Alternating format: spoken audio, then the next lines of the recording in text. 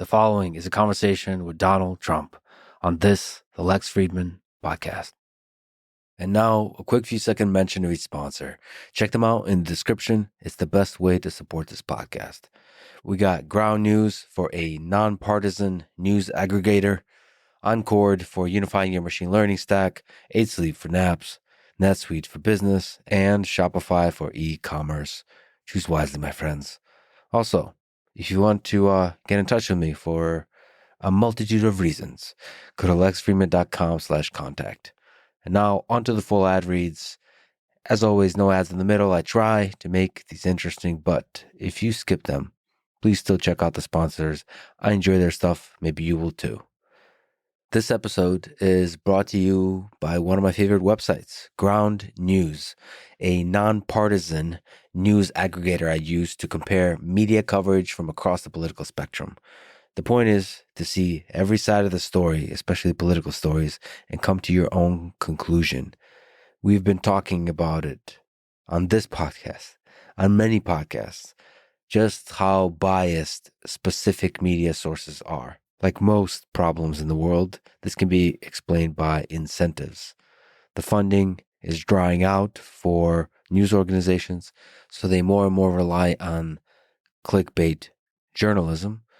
And clickbait journalism requires extreme polarization.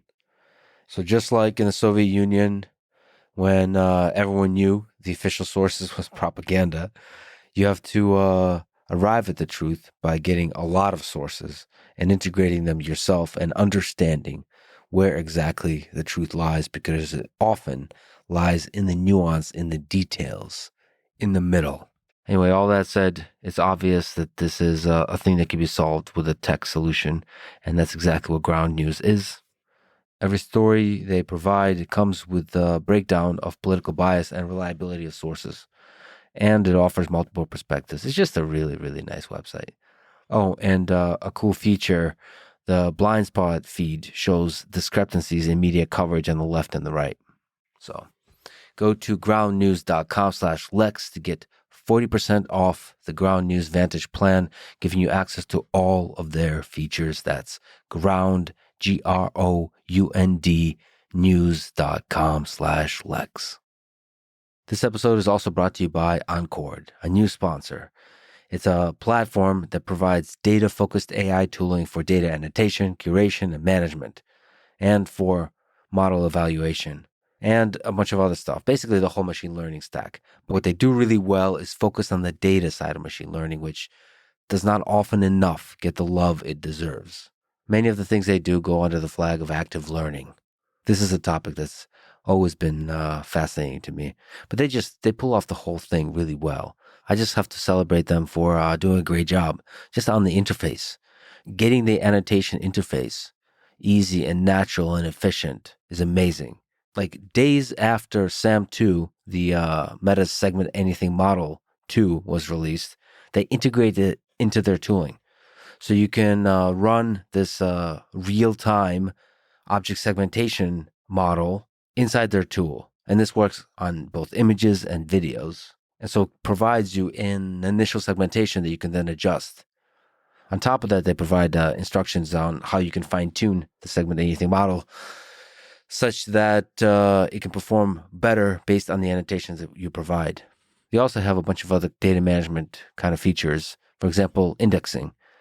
You can unify multimodal data from local and from cloud into one platform, and you can do all kinds of stuff like visualize it, you can search it, you can do granular curation.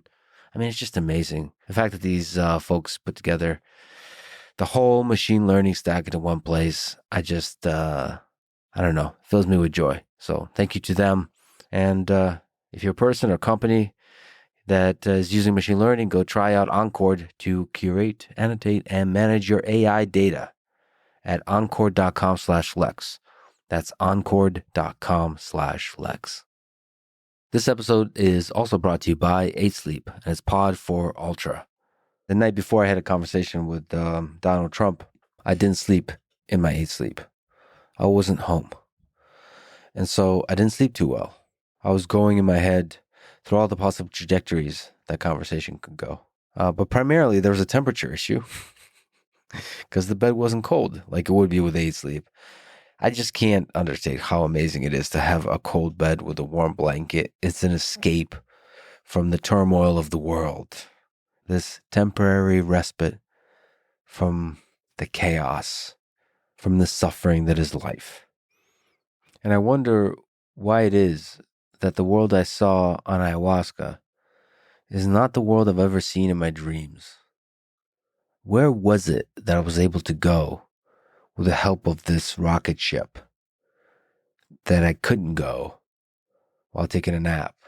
What is the human mind capable of? That's what psychedelics make me think. What are the limits of my mind? The limits of my visualization capability, the limits of my cognition capability, the limits of my consciousness. I wonder. Anyway, go to hatesleep.com/Lex and use code Lex to get $350 off the Pod 4 Ultra. This episode is also brought to you by NetSuite, an all-in-one cloud business management system. It's the machine within the machine of capitalism. It helps you manage all the disparate components of a company: financials, HR, inventory, e-commerce, and so on. I speak to it at the end of this episode in the AMA. All the amazing possibilities I have in my life to build, to create. And one of them is indeed running a company. Every time I talk about NetSuite, I'm pulled back into this thought, if for a brief moment. Sometimes I feel like it is not me that decides where my life goes, but some kind of winds of fortune. More and more I'm starting to realize that I'm less the guy who plans and more the guy who follows his instinct. But anyway, it does seem that if I get a chance to follow down this path, it will be a difficult but fulfilling one. And if you are walking down that path, join over 37,000 companies that have upgraded to NetSuite by Oracle. Take advantage of NetSuite's flexible financing plan at netsuite.com/Lex. That's netsuite.com/Lex. This episode is brought to you by Shopify, a platform designed for anyone to sell anywhere with a great looking online store. Even I am selling shirts on lexfreeman.com/store. I've been wearing this shirt that says birds aren't real. If you're not aware, it's a conspiracy theory that birds aren't real, like the name of the conspiracy theory suggests. And that, in fact, the birds we see in the sky are drones used by the government to engage in mass surveillance of a citizenry. So I have actually two birds aren't real shirts. In one of them, it says birds aren't real in really big letters. And I wear it around town and I get to start conversations with some interesting people. I think the shirts you wear create opportunities for discovering interesting people. So think of it that way. Merch as gateway for conversation. And if you want to sell gateways of conversations or other kinds of products, you can. Sign up for a $1 per month trial period at shopify.com/Lex. That's all lowercase. Go to shopify.com/Lex to take your business to the next level today. This is the Lex Fridman Podcast. To support it, please check out our sponsors in the description. And now, dear friends, here's Donald Trump.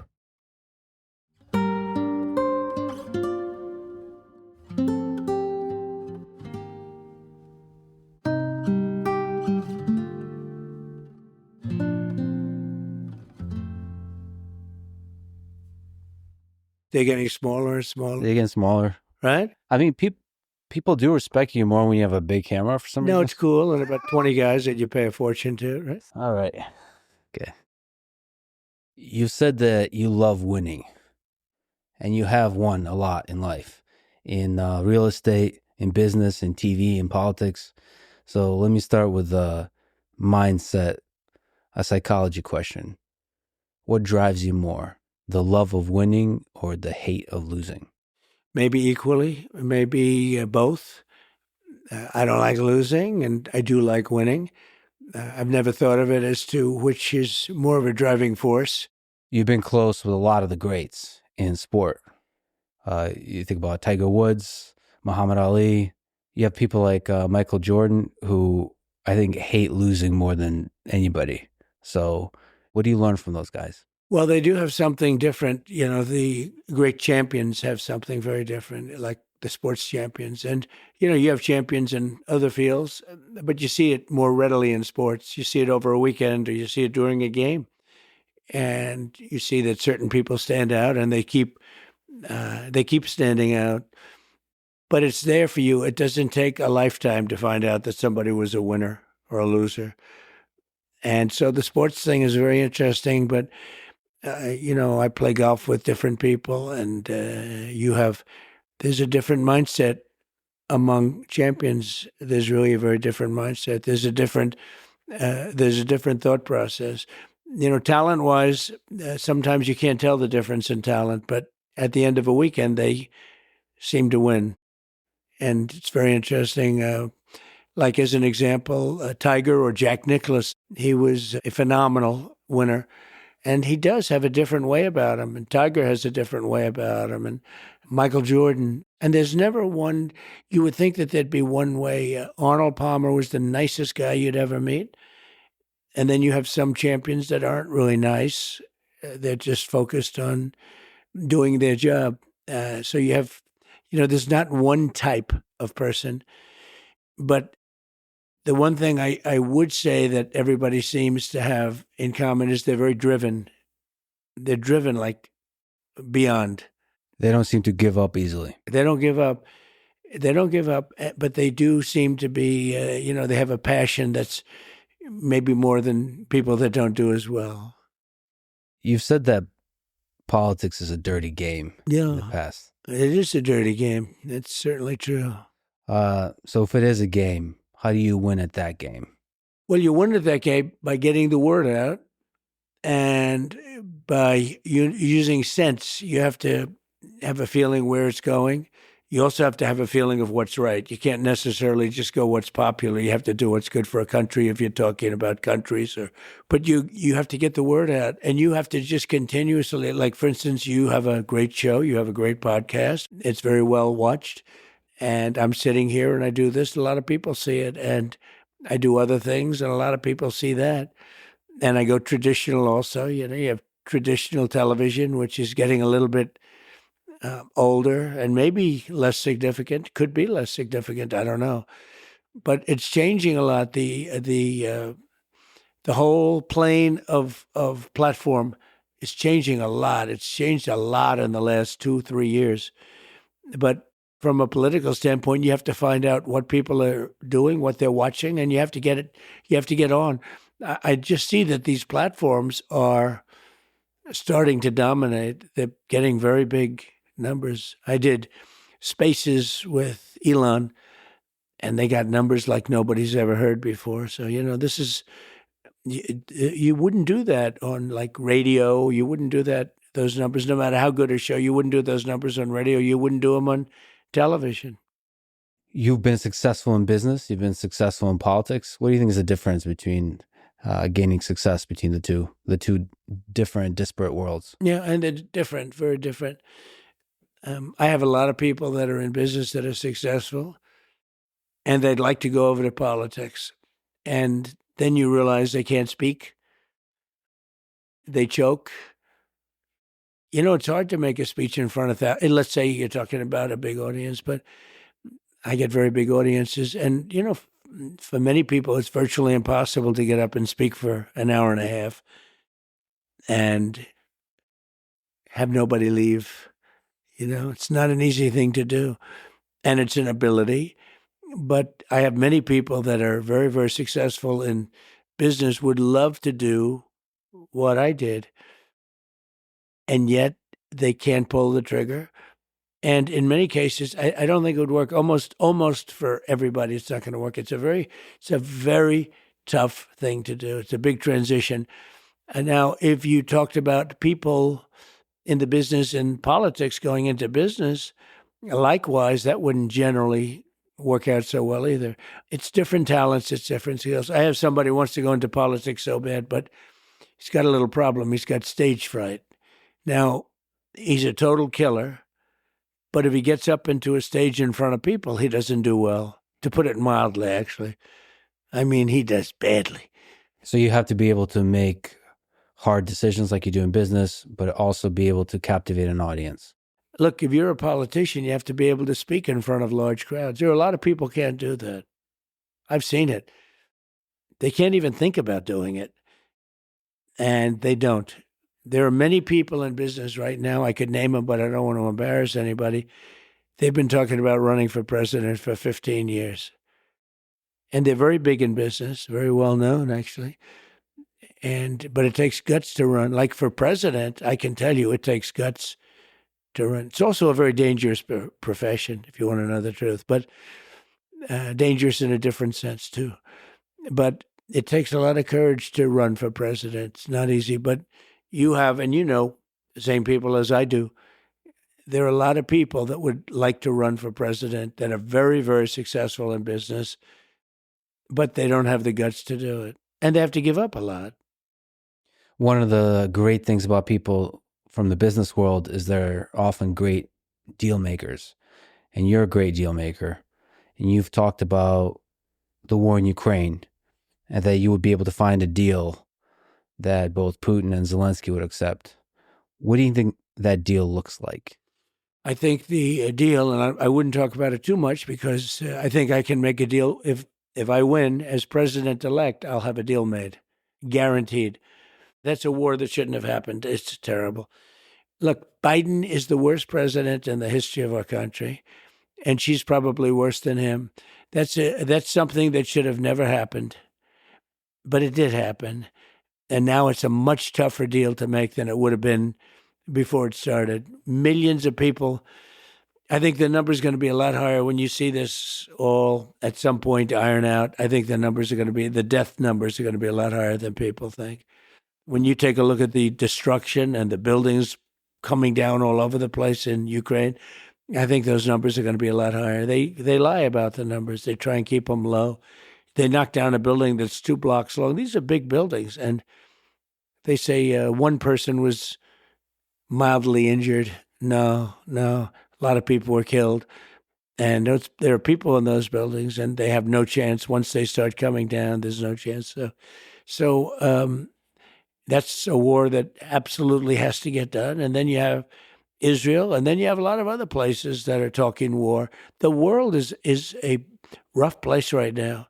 And a lot of it's because of the fact that America has no leadership.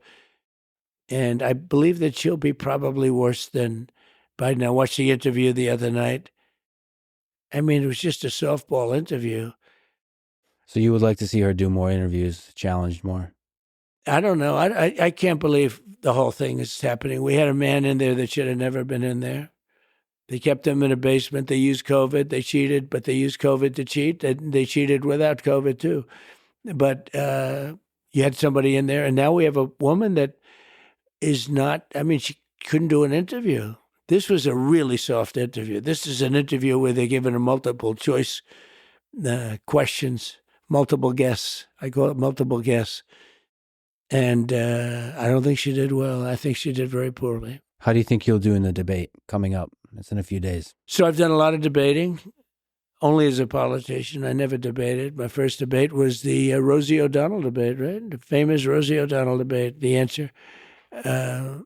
But I've done well with debates. I mean, I became president. And then the second time, I got millions more votes than I got the first time. So I was told if I got 63 million, which is what I got the first time, you would win. You can't not win. And I got millions of more votes than that and lost by a whisker. And look what happened to the world with all of the wars and all of the problems. And look what happened with inflation, because inflation's just eating up our country, eating it up. So it's too bad. But there are a lot of things that could happen. We have to get those wars settled. I'll tell you, you have to get Ukraine done. That could end up in a third world war. So could the Middle East. So Maybe let's talk about what it takes to negotiate with somebody like Putin or Zelensky.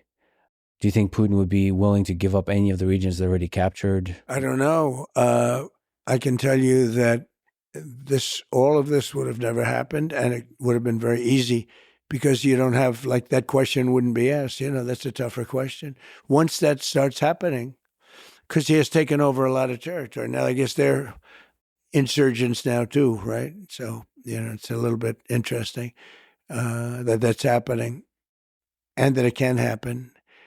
And it's interesting that Putin has allowed that to happen. Look, that's one that should have never started. We have to get it stopped. Ukraine is being demolished. They're destroying a great culture that's largely destroyed. What do you think works better in those kinds of negotiations? Leverage of, let's say, friendship, the carrot or the stick? Friendship, or sort of the threat of using the economic and military power? So it depends on who the person is. Everyone's different. Negotiation's interesting because it depends on who the person is. And then you have to guess or know through certain knowledge which is, more important, the carrot or the stick. And with some people, it's the stick, and with some people, it's the carrot. I think the stick probably is generally more successful in that, we're talking about war. But the kind of destruction that we're witnessing now, nobody's ever seen. I mean, it's a terrible thing. And we're witnessing it all over. We're witnessing it in all parts of the world. And a lot of things are going to get started. Look what's going on with China. Look at Japan. They're starting to rearm now. They're starting to rearm because China's getting, taking over certain islands. And there's a lot of danger in the war right now in the world. There's a great possibility of World War III.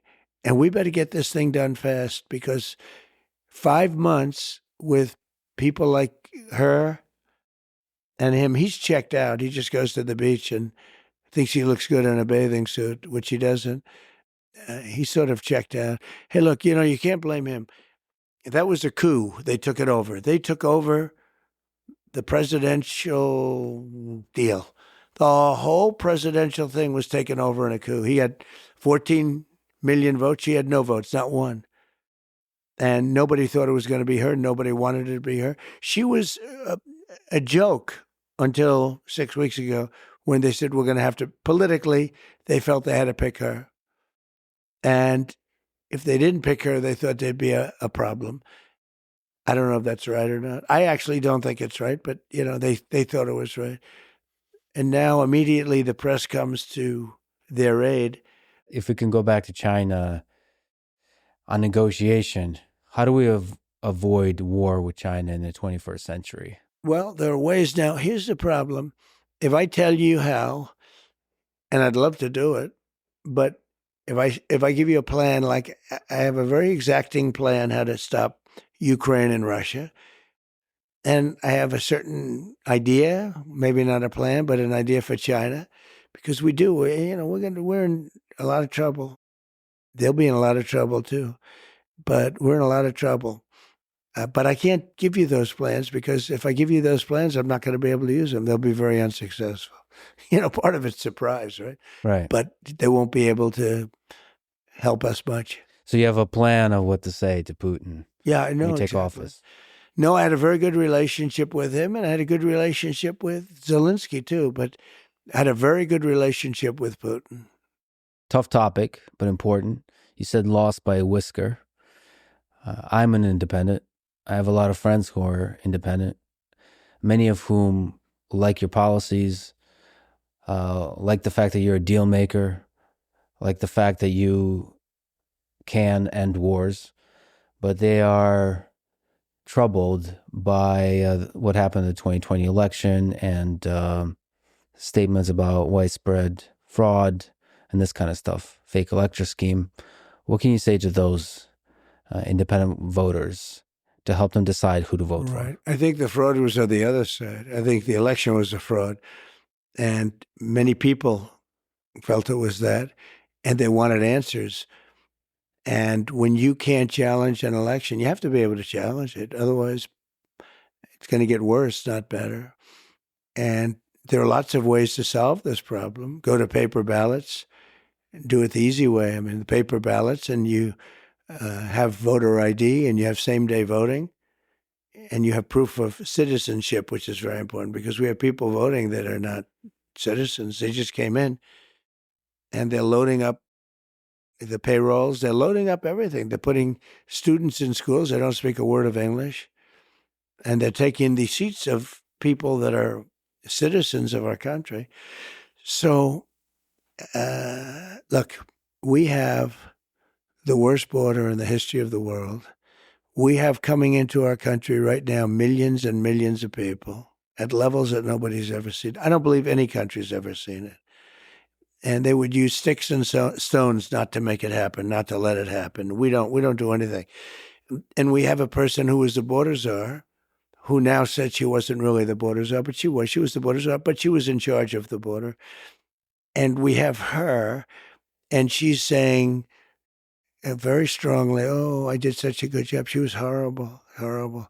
The harm she's done." But we have people coming in from other countries all over the world, not just South America, and they're coming in from prisons and jails. They're coming in from mental institutions and insane asylums. And they're street criminals. Right off the street, they take them. And they're being given to our country, drug dealers, human traffickers. We're destroying our country. This is a sin, what's been allowed to take place over the last 4 years. We're destroying our country. And we'll see how that all works out. But it's not even believable. And now you saw in Aurora, Colorado, a group of very tough young thugs from Venezuela taking over big areas, including buildings. They're taking over buildings. They have their big rifles, but they're taking over buildings. We're not going to let this happen. We're not going to let them destroy our country. And in those countries, crime is way down. They're taking them out of their prisons, which is good because good for them. I do the same thing. By the way, if I ran one of those countries, any country in the world, I would make sure that America has every one of our prisoners. Every one of our criminals would be here. I can't believe they're going so slowly, but some aren't. But they all are doing it. And we can't let that happen. They're emptying out their prisons and their mental institutions into the United States of America. We can't let that happen. So a lot of people believe that there was some shady stuff that went on with the election, whether it's media bias or big tech, but still the claim of widespread fraud is the thing that bothers people. Well, I don't focus on the past. I focus on the future. I mean, I talk about how bad the economy is, how bad inflation is, how bad things like, which is important, Afghanistan was, in my opinion, the most embarrassing thing that's ever happened to our country. And because of that, I think Putin went in. When he saw how stupid we were, Putin went in. But it was the most embarrassing moment in the history of our country. I really believe that. But, we left 13 dead soldiers. Think of it, 13 dead soldiers, many soldiers horrifically hurt with arms and legs and everything else gone. We left hostages behind. We left Americans behind. We left military equipment, the likes of which nobody's ever left behind before. Billions and billions of dollars of equipment. They're now selling the equipment. They're one of the largest arms dealers in the world. And very sad, very sad. And we were there for a long time. I was going to get out. We were getting ready to get out. Then we got interrupted by the election. But we would have been out with dignity and strength. We were having very little problem with the Taliban when I was there because they knew it was going to be tough. I dealt with Abdul. Abdul was the leader. And we got along fine. He understood. But, they were shooting. They were killing a lot of our people before I came down. And when I got there, I spoke to him. I said, can't do it. Don't do it anymore. We went 18 months before this happened. This horrible day happened. We went 18 months and nobody was shot at or killed. What do you think that was, the carrot or the stick in that case in Afghanistan? The stick. definitely So the the stick. threat of military force. That was the stick, yeah. It doesn't have to be, but that was the stick. Well, let me just linger on the election a little bit more. For this election, it might be a close one. What can we do to avoid the insanity and division of the previous election, whether you win or lose?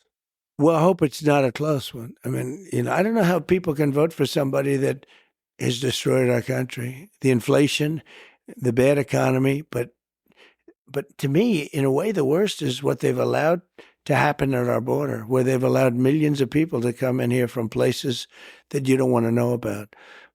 And I can't believe that that's going to be a close election. We're leading in the polls, and it looks close, but I think in the end, it's not going to be a close election. What do you think is the right way to solve the immigration crisis? Is mass deportation one of the solutions you would think about? Well, you've got to get the criminals out of here fast, right? The people from mental institutions, you got to get them back into their mental institution. No country can afford this. It's just too much money. You look at what's happening in New York and Chicago and LA and lots of places, and you take a look at what's happening. There's no country can afford this. We can't afford it. And we've got to get the bad ones out immediately, and the rest have to be worked on. It's happened before. Dwight Eisenhower was sort of a moderate president, moderate type person, but he hated when he saw people pouring into the country, and they were nothing like now. I probably got elected in 2016 because of the border.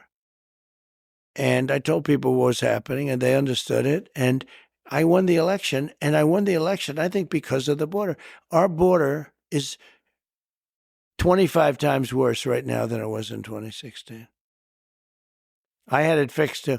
I had it the last week of the famous chart that I put up was exactly that. The chart.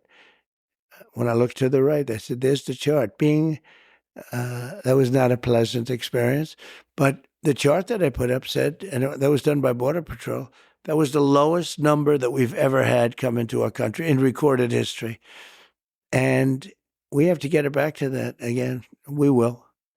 Let me ask you about Project 2025. So you've publicly said that you don't have any direct connection to Project Nothing. I know nothing about it. And they know that too. Democrats know that. And I purposely haven't read it because I want to say to you, I have no idea what it's all about. It's easier than saying I read it and, all of the things. No, I purposely haven't read it. And I've heard about it. I've heard about things that are in there that I don't like. And there's some things in there that everybody would like. But there are things that I don't like at all. And I think it's unfortunate that they put it out, but it doesn't mean anything because it has nothing to do with me. Project 25 has absolutely nothing to do with me. You posted recently about marijuana and that you're okay with it being legalized, but it has to be done safely. Can you explain your policy there? Well, I just put out a paper. And first of all, medical marijuana has been amazing. I've had friends and I've had others and doctors telling me that it's been absolutely amazing, the medical marijuana. And we put out a statement that we can live with the marijuana. It's got to be a certain age, to buy it. It's got to be done in a very concerted, lawful way. And the way they're doing it in Florida, I think, is going to be actually good. It's going to be very good. But it's got to be done in a good way. It's got to be done in a clean way. You go into some of these places, like in New York, it smells all marijuana. You've got to have a system where there's control. And I think the way they've done it in Florida is very good. Do you know anything about psychedelics? So I'm not a drug guy, but I recently did ayahuasca. Yeah. And there's a lot of people that speak to sort of the health benefits and the spiritual benefits of these different psychedelics. Right. I think we would probably have a better world if everybody in Congress took some mushrooms, perhaps. Now I know you stay away from all of that stuff. I know also veterans use it for dealing with PTSD and all that kind of stuff. So it's great, and it's interesting that you're thinking about being more accepting of some of these drugs, which don't just have a recreational purpose, but a medical purpose, a treatment purpose. So we put out a statement today. We're going to put out another one probably next week, be more specific, although I think it's pretty specific. And we'll see how that all goes. That's a referendum coming up in some states, but it's coming up, and we'll see how it does. I will say it's been very hard to beat it. You take a look at the numbers, it's been very hard to beat it. So I think it'll generally pass, but you want to do it in a safe way. Speaking of marijuana, let me ask you about my good friend Joe Rogan. So you had a bit of tension with him. So when he said nice things about RFK Jr., I think you've said some not so nice things about Joe, and I think that was a bit unfair. And as a fan of Joe, I would love to see you do his podcast, because he is legit the greatest conversationalist in the world. So what's the story behind the tension? I don't think there was any tension. And I've always liked him, but I don't know him. I mean, I only see him when I walk into the arena with Dana and I shake his hand. I see him there, and I think he's good at what he does, but I don't know about doing his podcast. I mean, I guess I'd do it, but I haven't been asked, and I'm not asking them, I'm not asking anybody. It sounds like a challenging negotiation situation. No, it's not. It's not really a negotiation. And he's sort of a liberal guy, I guess, from what I understand. But he likes Kennedy. This was before I found this out, before Kennedy came in with us. He's going to be great. Bobby's going to be great. But I like that he likes Kennedy. I do too. He's a different kind of a guy, but he's got some great things going.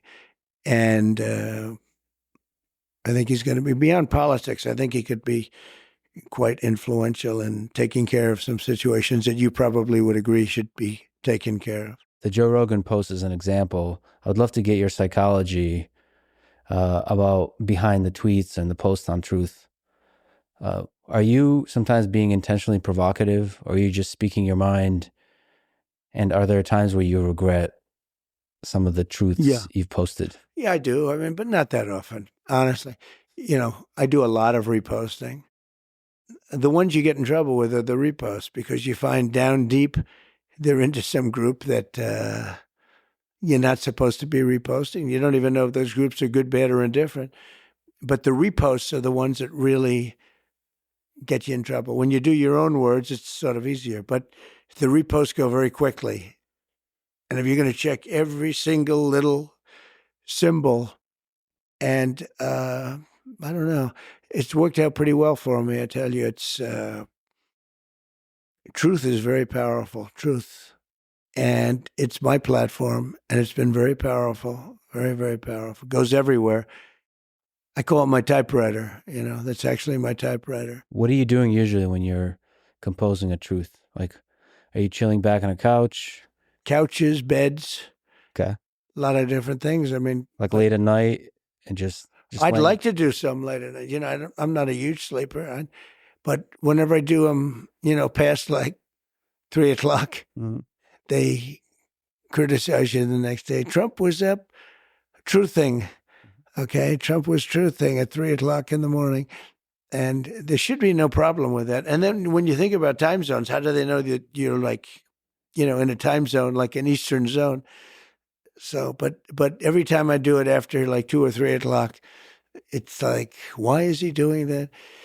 But it's gotten, the Truth has become a very successful platform, and I like doing it. And it goes everywhere. As soon as I do it, it goes everywhere. The country seems more divided than ever. Yeah. What can you do to help alleviate some of that division? Well, you can get rid of these two people. They're terrible. They're terrible. You don't want to have them running this country. They're not equipped to run it. Joe, it's a disaster. Okay.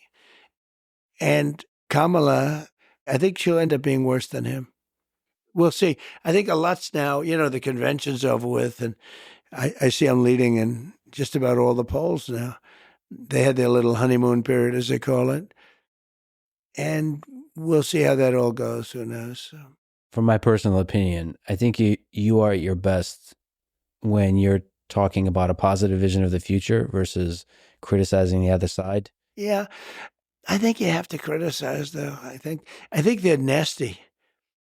They came up with a story that I looked down and I called soldiers that died in World War I suckers and losers. Okay. Now, number one, who would say that? Number two, who would say it to military people? Nobody. It was a made-up story. It was just a made-up story. And they like to repeat it over again. They know it was made up. I have 26 witnesses that nothing was said. They don't want to hear about that. Like she lied on McDonald's. She said that that she worked at McDonald's. It's not a big lie, but it's a big lie. It's so, I mean, they just went and they checked. And unless she can show something, they don't talk about, the presses are going to follow up with it, but I'll keep hammering it. But she never worked at McDonald's. It was just a, sort of a cool thing to say, hey, I worked at McDonald's, But one of the worst was 2 days ago, I went to Arlington at the request of people that lost their children. There'll always be children to those people. You understand that. That's not politically incorrect thing to say. The mother comes up, I lost my child. But, the child is a soldier. And lost the child because of Biden and because of Kamala, just as though they had the gun in their hand, because it was so badly handled.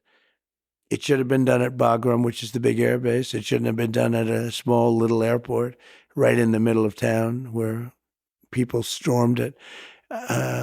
It was a true disaster. And they asked me if I'd come and celebrate with them 3 years. 3 years. They died 3 years ago. And I said, I'm going to try. I got to know them because I brought them here, actually. One night, they almost all came here. And they said, I wonder if Trump will actually come and see us. I heard they were here. I came, saw them. And we stayed for like 4 hours listening to music up on a deck right upstairs. Beautiful. And they were great people. So they called me over the last couple of weeks and they said, we're going to have a reunion, our 3-year reunion. Would you be able to come? And it was very hard for me to do it logistically, but I said, I'll get it done. And I got there and we had a beautiful time. I didn't run away. I didn't just walk in, shake hands and walk out like people do. And I wasn't looking at my watch like Joe Biden does. And it was amazing. So I did it for them. I didn't do it for me. I don't need the publicity. I mean, I get more publicity probably than anybody. You would know that better than me, but I think maybe more than anybody that's ever lived. I don't know, but I don't think anyone could have any more. Every time you turn on television, there's like 9 different stories, all on different topics, and they're all about Trump. As an example, you interview a lot of people, good people, successful people. Let's see how you do with this interview versus them, okay? I mean, I can tell you right now, you're going to get the highest numbers you've ever had by sometimes a factor of 10. But when a Gold Star family asks me to come in and spend time with them, and then they said, sir, we did a ceremony, and then we went down to the graves, which was quite a distance away. They said, sir, would you come to the grave? And then they said when we were there, it's very sad actually, because these people shouldn't have died. They shouldn't have died. They died because of Biden and because of Kamala. They died because, just like if they pulled the trigger, okay? Now, I don't know if that's controversial to say, but I don't think it is. Afghanistan was the most incompetently run operation I think I've ever seen, military or otherwise. They're incompetent. But the families asked me if I'd go. I did go.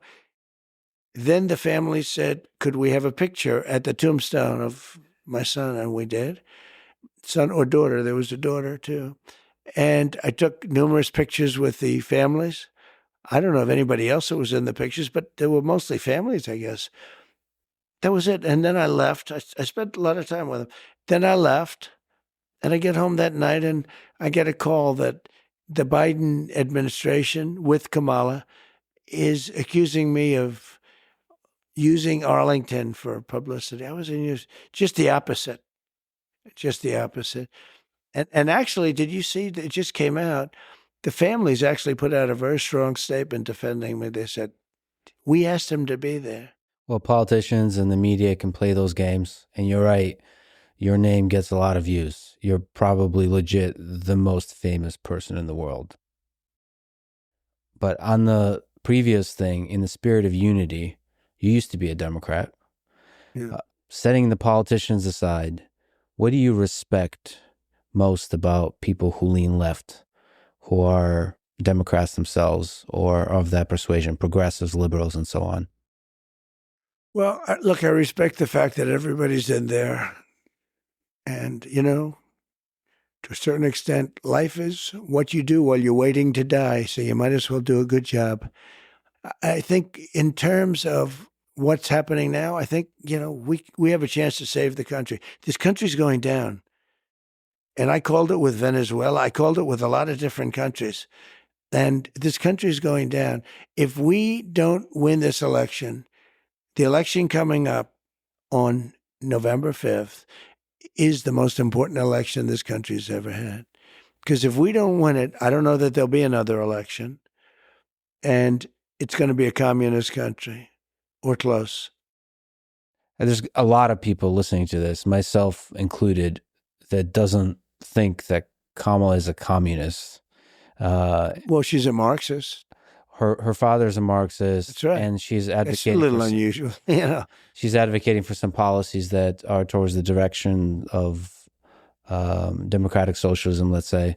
But there's a lot of people that kind of know the way government works, and they say, well, none of those policies are going to actually come to reality. It's just being used during the campaign to, you know, groceries are too expensive. We need them cheaper. So let's talk about price controls, and that's never going to come to reality. It could come to reality. Look, I mean, she came out with price control. It's been tried like 121 different times at different places over the years, and it's never worked once. It leads to communism. It leads to socialism. It leads to having no food on the shelves, and it leads to tremendous inflation. It's just a bad idea. Whenever we use terms like communism for her, and I don't know if you know this, but some people call you a fascist. Yeah, they do. So I figure it's all right to call them a communist. Yeah, they call me a lot worse than I call them. They do indeed. It's just sometimes... It's interesting, though. They'll call me something that's terrible, and then I'll hit them back. And they'll say, isn't it terrible what Trump said? I said, well, wait a minute. They just called me. So I believe you have to fight fire with fire. I believe they're very evil people. These are evil people. You know, we have an enemy from the outside, and we have an enemy from within. And in my opinion, the enemy from within are radical left lunatics. And I think you have to fight back. Whenever there's a lot of fighting fire with fire, it's too easy to forget that there's a middle of America that is that's moderate and kind of sees the good in both sides and just likes one side more than the other in terms of policies. Like I said, there's a lot of people that like your policies, that like your skill in being able to negotiate and end wars, and they don't see the impending destruction of America. You know, we had no wars when I was president. That's a big thing. Not since 78 years has that happened. But we had no wars when I was president. We defeated ISIS, but that was a war that was started that we weren't anywhere near defeating. But think of it, I had no wars. And Viktor Orban, the prime minister of Hungary, said the world has to have Trump back because everybody was afraid of Trump. Now, that's what he said. So I'm not using that term, but I think they respected me. But he said China was afraid, Russia was afraid, everybody was afraid. And I don't care what word they use. Probably that's even a better word if you want to know the truth. But let's use the word respect. They had respect for me. They had respect for the country. I mean, I ended the Nord Stream 2 pipeline, the Russian pipeline. Nobody else could have done that. I ended it. It was done. Then Biden comes in and he approved it. So we're defending Germany and these other countries for peanuts compared to what it's worth.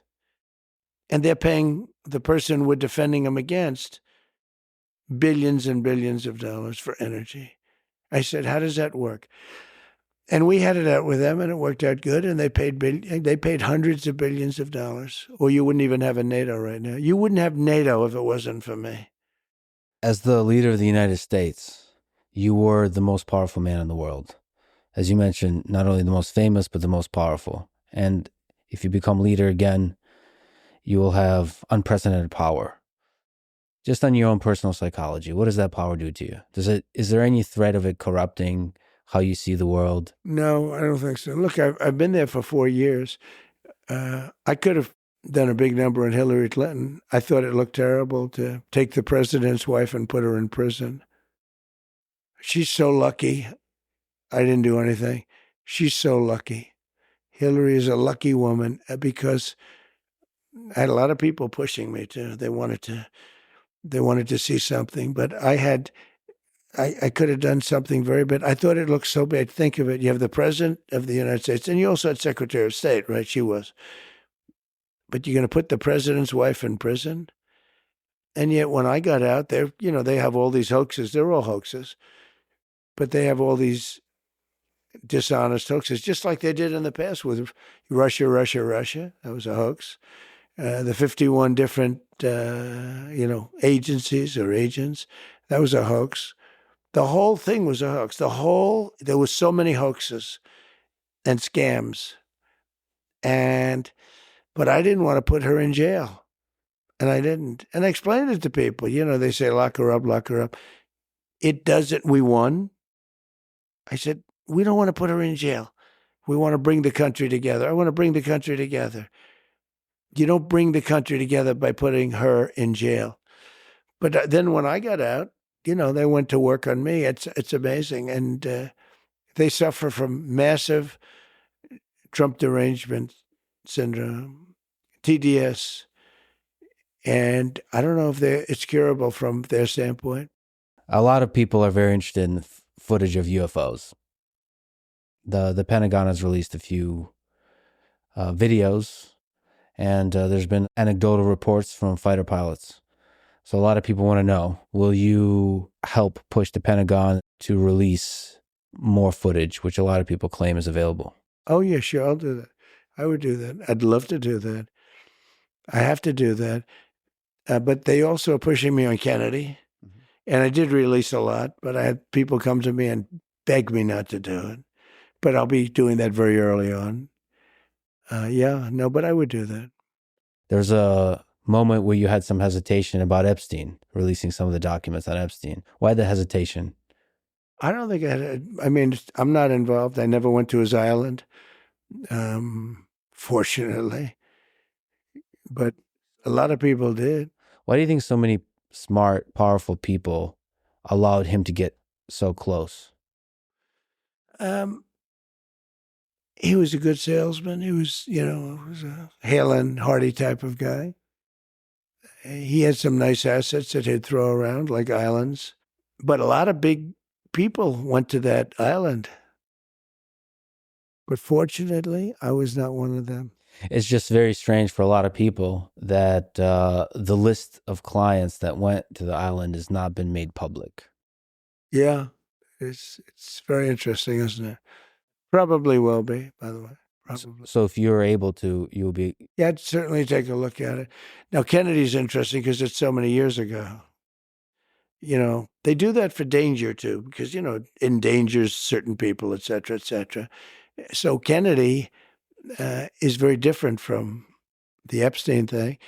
But yeah, I'd be inclined to do the Epstein. I'd have no problem with it. That's great to hear. What gives you strength when you're getting attacked? You're one of the most attacked people in the world. I think you can't care that much. I know people that care so much about everything, like what people are saying. You can't care too much because you end up choking. One of the tragic things about life is that it ends. How often do you think about your death? Are you afraid of it? I have a friend who's very, very successful, and he's in his 80s, mid-80s, and he asked me that exact same question. I turned it around. I said, well, what about you? He said, I think about it every minute of every day. And then a week later, he called me to tell me something. And he starts off the conversation by going, tick tock, tick tock. Yeah. This is a dark person, in a sense, but it is what it is. I mean, if you're religious, you have, I think, a better feeling toward it. You're supposed to go to heaven, ideally not hell, but you're supposed to go to heaven if you're good. I think our country's missing a lot of religion. I think it really was a much better place with religion. It was almost a guide, to a certain extent it was a guide. You want to be good to people. Without religion, there are no guardrails. I'd love to see us get back to religion, more religion in this country. Well, Mr. President, thank you for putting yourself out there, and thank you for talking today. Look, I love the country. I want to see the country be great. And we have a real chance of doing it, but it's our last chance. And I appreciate it very much. Thank you. Thank you. Thanks for listening to this conversation with Donald Trump. To support this podcast, please check out our sponsors in the description. And now, as I've started doing here at the end of some episodes, let me make a few comments and answer a few questions. If you would like to submit questions, including in audio and video form, go to lexfriedman.com/AMA or get in touch with me for whatever other reason at lexfriedman.com/contact. I usually do this in a t-shirt, but I figured for this episode, I'll keep my suit and tie on. So first, this might be a good moment to look back a bit. I've been doing this podcast for over 6 years, and I first and foremost have to say thank you. I'm truly grateful for the support and the love I've gotten along the way. It's been, I would say, the most unlikely journey, and on most days, I barely feel like I know what I'm doing.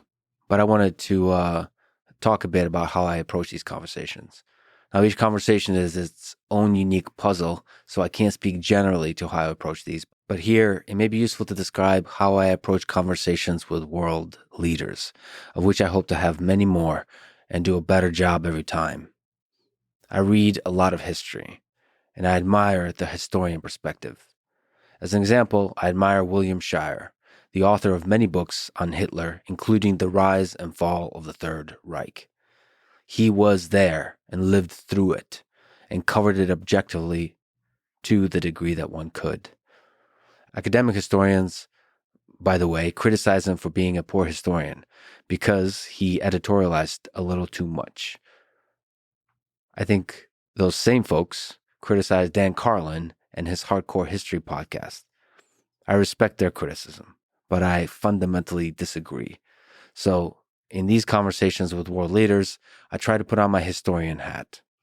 I think in the realm of truth and public discourse, there's a spectrum between the ephemeral and the eternal.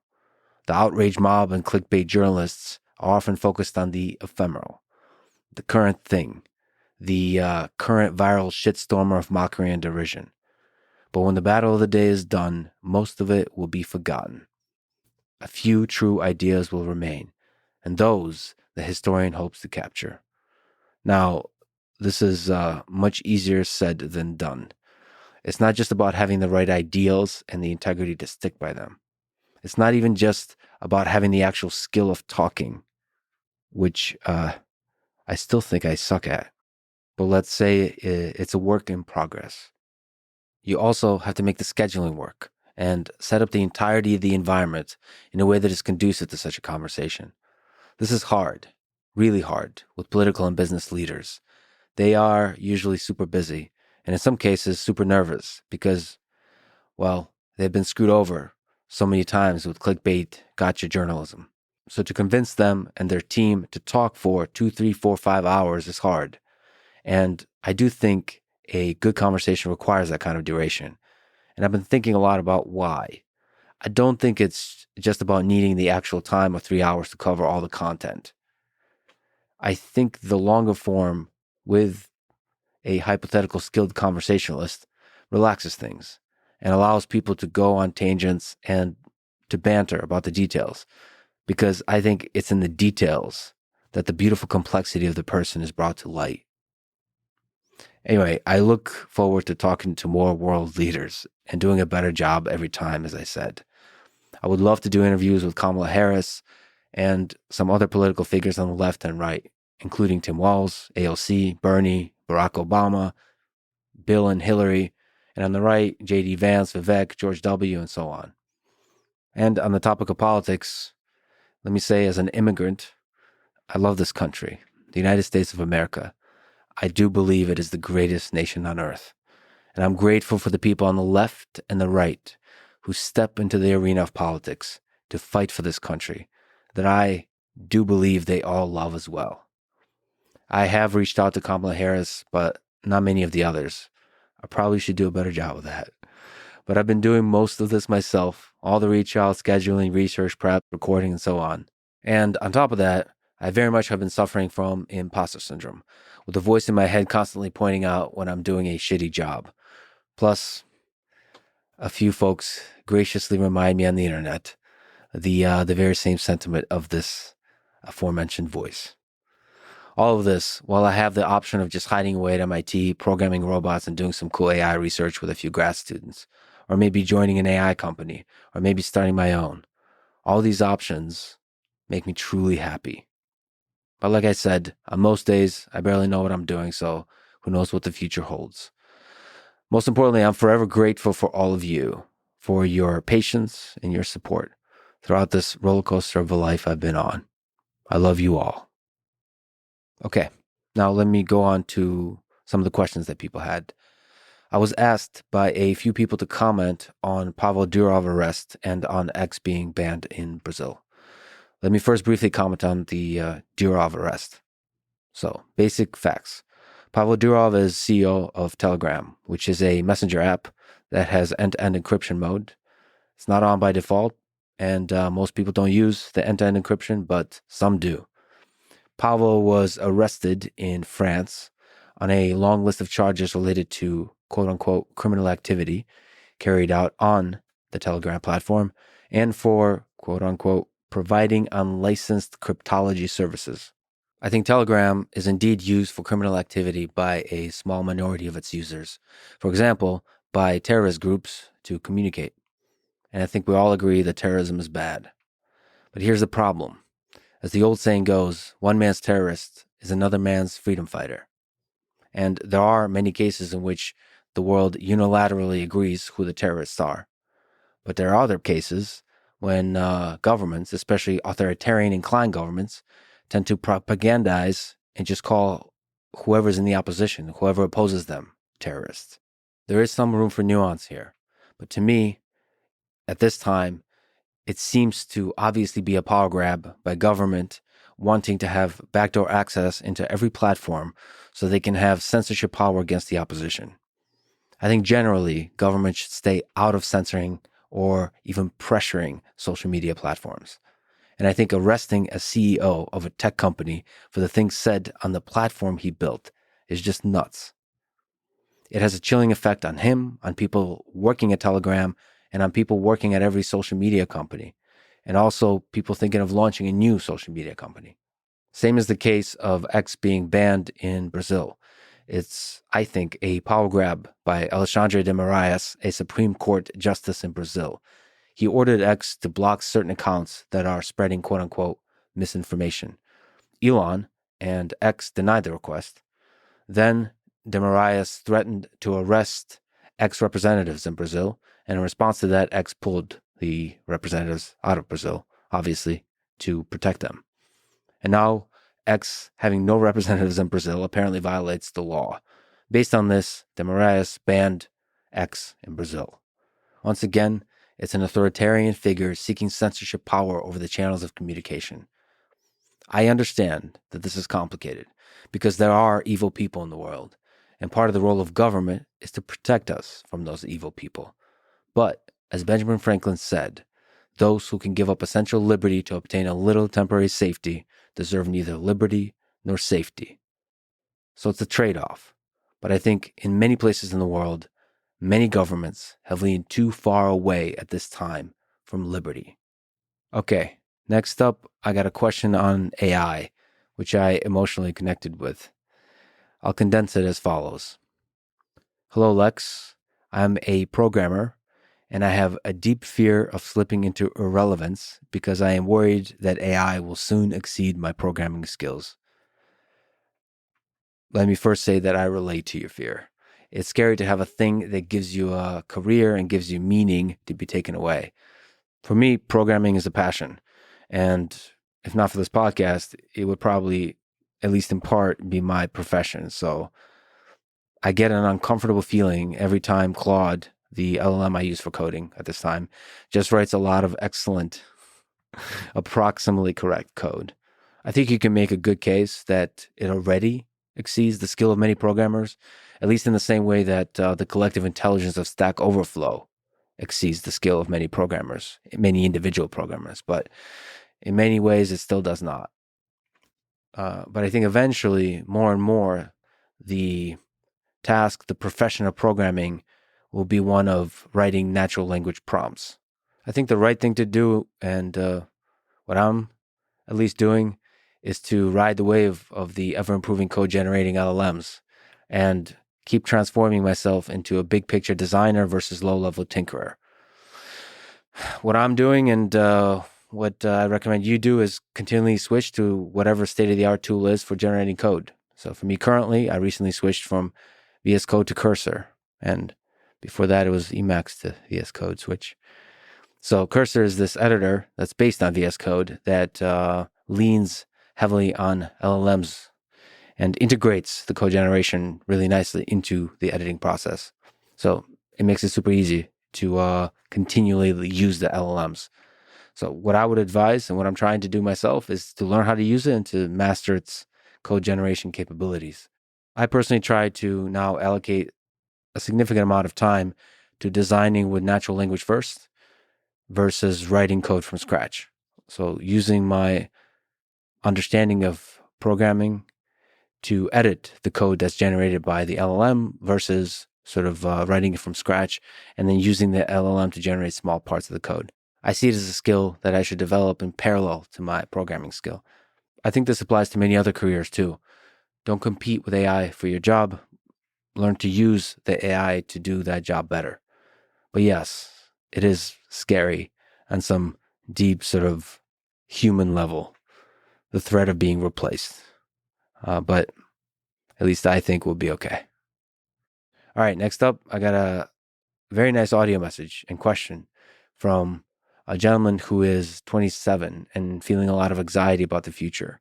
Just recently, he graduated with a bachelor's degree and he's thinking about going to grad school for biomedical engineering. But there is a lot of anxiety. He mentioned anxiety many times in the message. It took him an extra while to get his degree, so he mentioned he would be 32 by the time he's done with his PhD. So it's a big investment. But he said in his heart, he feels like he's a scientist. I think that's the most important part of his message, of your message. By the way, I'll figure out how to best include audio and video messages in future episodes. Now, on to the question. So thank you for telling me your story and for submitting the question. My own life story is similar to yours. I went to Drexel University for my bachelor's, master's, and doctorate degrees. And I took a while, just as you're doing. I did a lot of non-standard things that weren't any good for some hypothetical career I'm supposed to have. I trained and competed in judo and jiu-jitsu for my entire 20s. Got a black belt from it. I wrote a lot, including a lot of really crappy poetry. I read a large amount of non-technical books, history, philosophy, and literature. I took courses on literature and philosophy that weren't at all required for my computer science and electrical engineering degrees, like a course on James Joyce. I played guitar in bars around town.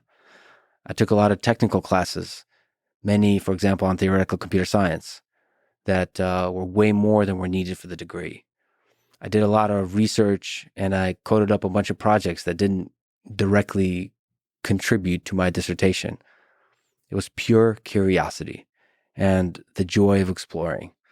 So, like you, I took the long way home, as they say, and I regret none of it. Throughout that, people around me and even people who loved me wanted me to hurry up and to focus, especially because I had very little money. And so I had a sense like time was running out for me to take the needed steps towards a reasonable career. And just like you, I was filled with anxiety. And I still am filled with anxiety to this day. But I think the right thing to do is not to run away from the anxiety, but to lean into it and channel it into pursuing with everything you got the things you're passionate about. As you said, very importantly, in your heart, you know you're a scientist. So that's it. You know exactly what to do. Pursue the desire to be a scientist with everything you got. Get to a good grad school, find a good advisor, and do epic shit with them. And it may turn out in the end that your life will have unexpected chapters. But as long as you're chasing dreams and goals with absolute, unwavering dedication, good stuff will come of it. And also, try your best to be a good person. This might be a good place to read the words If by Rudyard Kipling that I often return to when I feel lost and I'm looking for guidance on how to be a better man.